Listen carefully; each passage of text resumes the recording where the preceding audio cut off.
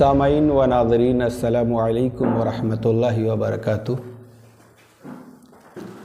اس سے پہلے آپ نے ویڈیو میں دیکھا ہوگا کہ ہم نے حب رسول پر بات کی تھی۔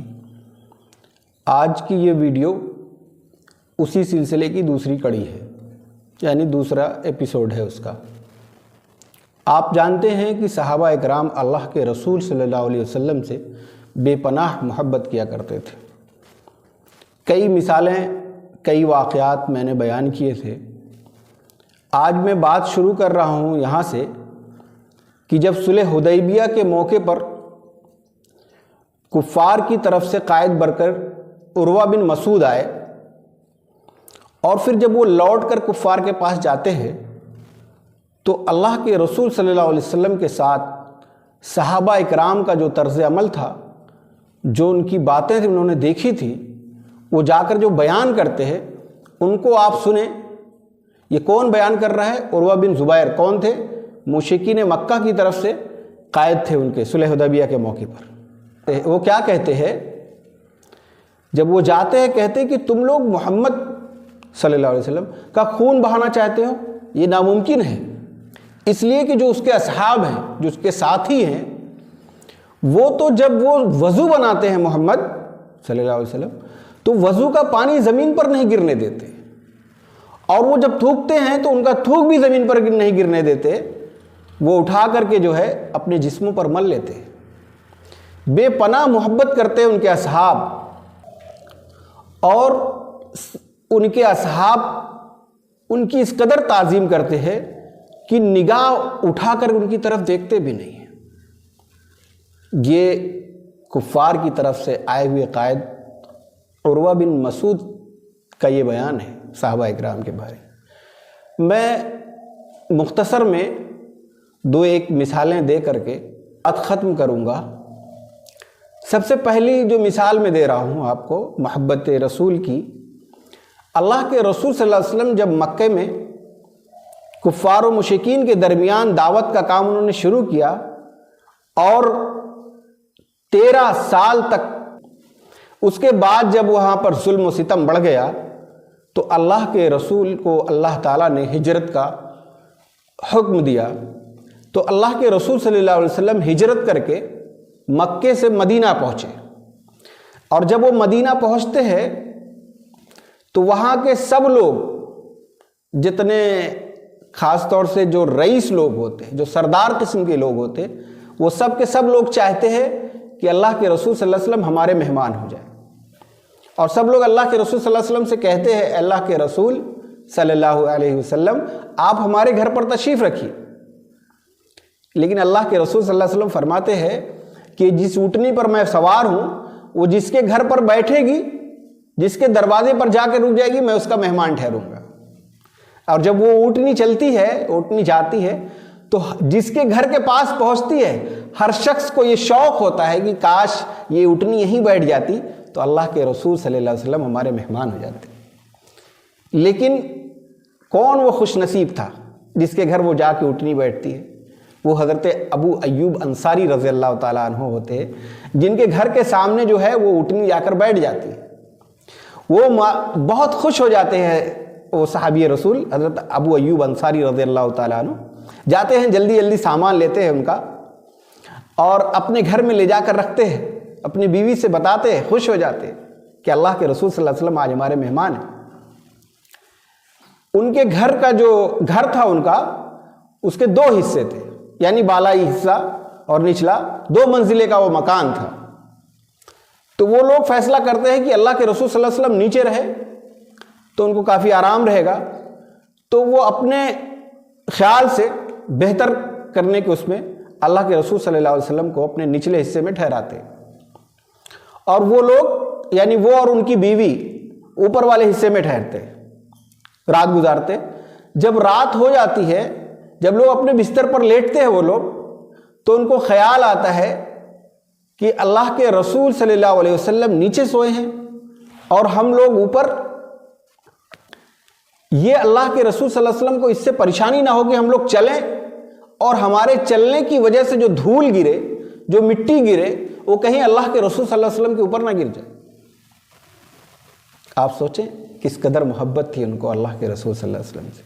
اور وہ لوگ کہنے لگے آپس میں کہ اللہ کے رسول صلی اللہ علیہ وسلم نیچے ہیں اور اللہ کے رسول صلی اللہ علیہ وسلم پر جو اللہ کی وحی آئے گی اوپر سے، ان دونوں کے درمیان ہم لوگ حائل ہیں.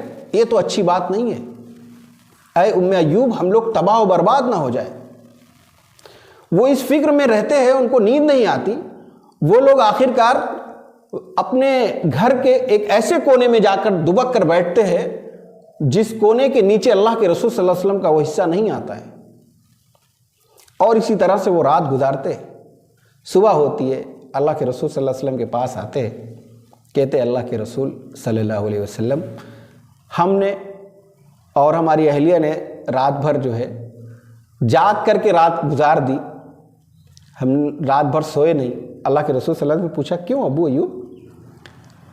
انہوں نے کہا اللہ کے رسول، ہمیں اس بات کا ڈر اور خدشہ تھا کہ ہم کہیں یہ غلط تو نہیں کر رہے ہیں کہ ہم اوپر سو رہے ہیں آپ نیچے سو رہے ہیں، تو ہمارے چلنے کی وجہ سے جو گرد و غبار ہوا آپ کے اوپر گرے، یا جو وحی آئے اس میں ہماری وجہ سے کوئی تکلیف اور دقت ہو، اس لیے ہم لوگوں نے رات بیٹھ کر کے گزار دی. اللہ کے رسول صلی اللہ علیہ وسلم سے وہ کہتے ہیں کہ اللہ کے رسول صلی اللہ علیہ وسلم، آپ اوپر والے حصے پر جو ہے تشریف لے جائیں، ہم لوگ نیچے رہیں. اللہ کے رسول صلی اللہ علیہ وسلم کہتے ہیں کہ ابو ایوب ایسا نہیں ہے، مجھے نیچے رہنا زیادہ اس لیے پسند ہے کہ لوگ مجھ سے ملنے آتے ہیں، اس لیے میرا نیچے رہنا صحیح ہے.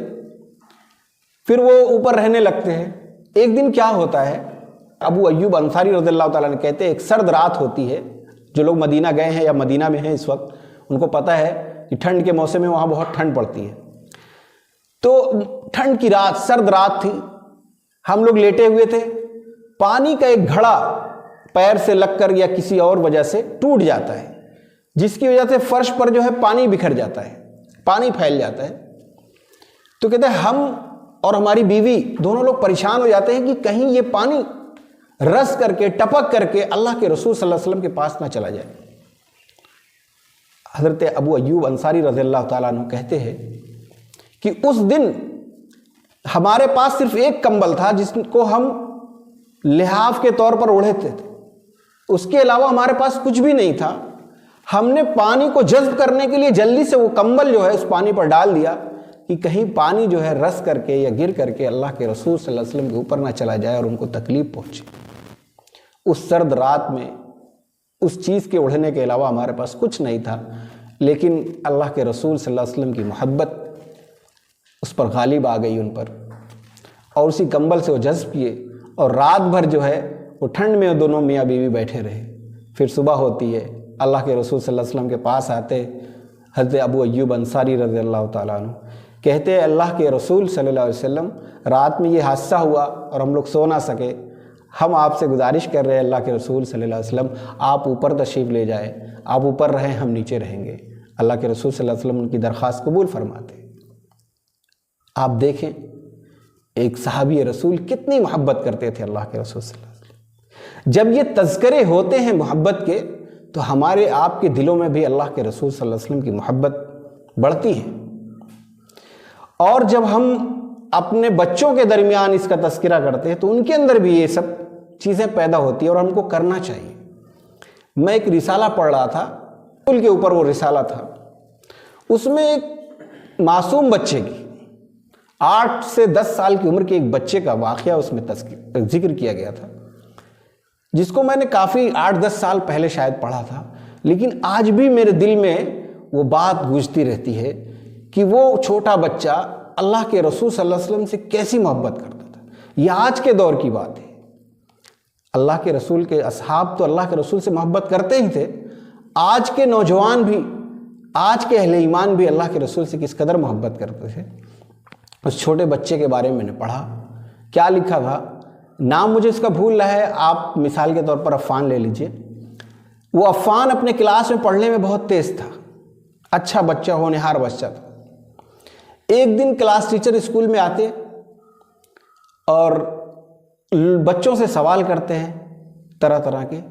جب عفان کا نمبر آتا ہے اس سے پوچھتے ہیں جو کلاس ٹیچر ہوتے ہیں کہ عفان تمہیں اپنے نبی کا نام معلوم ہے؟ وہ کہتا ہے ہاں مجھے معلوم ہے. کہتے بتاؤ کیا نام ہے؟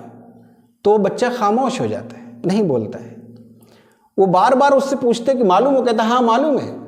تو پوچھتے کیا نام ہے؟ تو بولتا نہیں ہے۔ تو وہ کلاس ٹیچر غصے میں اس کو مارتے پیٹتے ہیں، پھر بھی وہ نہیں بولتا ہے۔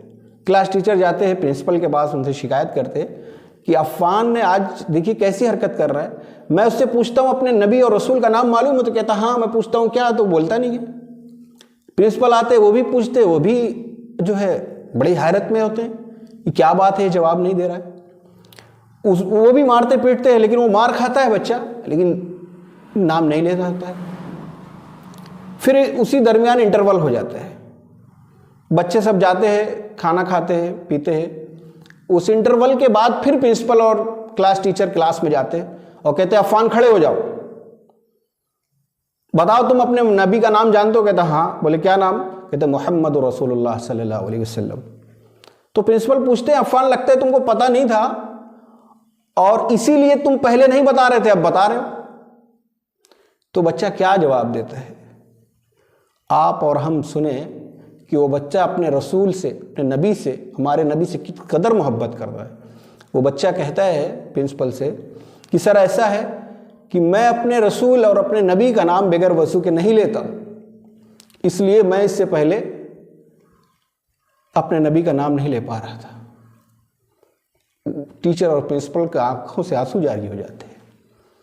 تو آج کے نوجوان بھی، آج کے مسلمان بھی اللہ کے رسول سے محبت کرتے ہیں۔ ہم کو اور آپ کو بھی اللہ کے رسول صلی اللہ علیہ وسلم سے محبت کرنا چاہیے۔ اس محبت کے بہت فوائد ہیں۔ حضرت انس بن مالک رضی اللہ تعالیٰ عنہ کا ایک قول ہے، کہتے ہیں کہ ایک دن ہم لوگ مسجد سے نکل رہے ہوتے ہیں، تب تک ایک شخص آتا ہے، اللہ کے رسول صلی اللہ علیہ وسلم سے کہتا ہے اے اللہ کے رسول صلی اللہ علیہ وسلم قیامت کب آئے گی؟ اللہ کے رسول صلی اللہ علیہ وسلم کہتے ہیں تم نے قیامت کے لیے کیا تیاری کر رکھی ہے؟ قیامت کے بارے میں پوچھ رہے ہو، کچھ تیاری ہے تمہاری؟ رسول تھوڑی دیر خاموش رہتا ہے، پھر کہتا ہے اللہ کے رسول صلی اللہ علیہ وسلم میرے پاس تو زیادہ اعمال نہیں ہیں، زیادہ روزے میں نے نہیں رکھے، زیادہ صدقات میں نے نہیں کیے، لیکن ایک چیز ہے میرے پاس۔ وہ کیا ہے؟ وہ یہ کہ میں اللہ اور اللہ کے رسول سے محبت کرتا ہوں۔ اللہ کے رسول صلی اللہ علیہ وسلم نے فرمایا کہ جو شخص جس سے محبت کرے گا قیامت کے دن وہ اس کے ساتھ ہوگا۔ حضرت انس بن مالک رضی اللہ تعالیٰ عنہ کہتے ہیں کہ اس سے پہلے کوئی بھی خبر ہم لوگ سنتے تھے، اتنی خوشی نہیں ہوئی جتنی اس بات کو اللہ کے رسول صلی اللہ علیہ وسلم کی لے کر کے ہم کو خوشی ہوئی کہ اللہ کے رسول صلی اللہ علیہ وسلم نے کہا کہ جو جس سے محبت کرے گا قیامت کے دن وہ اس کے ساتھ ہوگا۔ تو حضرت انس بن مالک رضی اللہ تعالیٰ عنہ کہتے ہیں کہ میں اللہ کے رسول سے اور اللہ سے محبت کرتا ہوں اور حضرت ابو بکر اور حضرت عمر رضی اللہ تعالیٰ عنہ سے بھی محبت کرتا ہوں، تو انشاءاللہ میں بھی ان کے ساتھ جنت میں ہوں گا۔ ہم اور آپ بھی اللہ اور اللہ کے رسول سے محبت کرتے ہیں، ان کے اصحاب سے محبت کرتے ہیں۔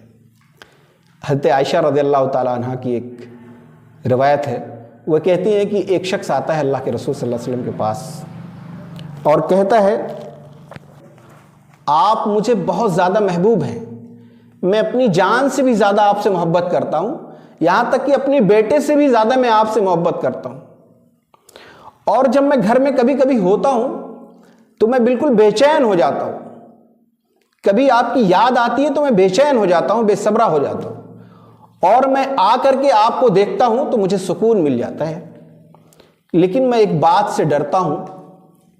وہ کیا؟ مجھے غم ستائے جا رہا ہے۔ وہ غم کیا ہے میرا؟ وہ یہ کہ جب ہم لوگ اس دنیا سے چلے جائیں گے، آپ تو اللہ کے رسول ہیں، آپ کے درجات تو بہت بلند ہیں، آپ کہاں ہم کہاں، مجھے اس بات کا ڈر ہے کہ کہیں جنت میں آپ سے ملاقات نہ ہو۔ اللہ کے رسول صلی اللہ علیہ وسلم ان کی یہ بات سن کر خاموش ہو جاتے ہیں۔ اس کے بعد ایک آیت نازل ہوتی ہے، وَمَن يُطِعِ اللَّهَ وَالرَّسُولَ فَأُولَٰئِكَ مَعَ الَّذِينَ أَنْعَمَ اللَّهُ عَلَيْهِمْ مِنَ النَّبِيِّينَ وَالصِّدِّيقِينَ وَالشُّهَدَاءِ وَالصَّالِحِينَ وَحَسُنَ أُولَٰئِكَ رَفِيقًا۔ یہ آیت نازل ہوتی ہے کہ جو لوگ اللہ اور اللہ کے رسول کی اطاعت کریں گے وہی ہیں جو انبیاء اور صدیقین اور شہداء اور صالحین کے ساتھ میں ہوں گے، جن پر اللہ نے انعام فرمائے۔ اور اللہ تعالیٰ کہتے ہیں اور کیا ہی اچھے دوست ہیں گے، وَحَسُنَ أُولَئِكَ رَفِيقًا، اور کیا ہی اچھے یہ رفیق ہیں، کیا ہی اچھے یہ دوست ہیں۔ اگر ہم اور آپ بھی اللہ اور اللہ کے رسول سے محبت کریں گے، ان کے اصحاب سے محبت کریں گے، تو انشاءاللہ رسول صلی اللہ علیہ وسلم کے ساتھ جنت میں ہوں گے۔ آمین۔ وآخر الدعوانا الحمد للہ رب العالمین۔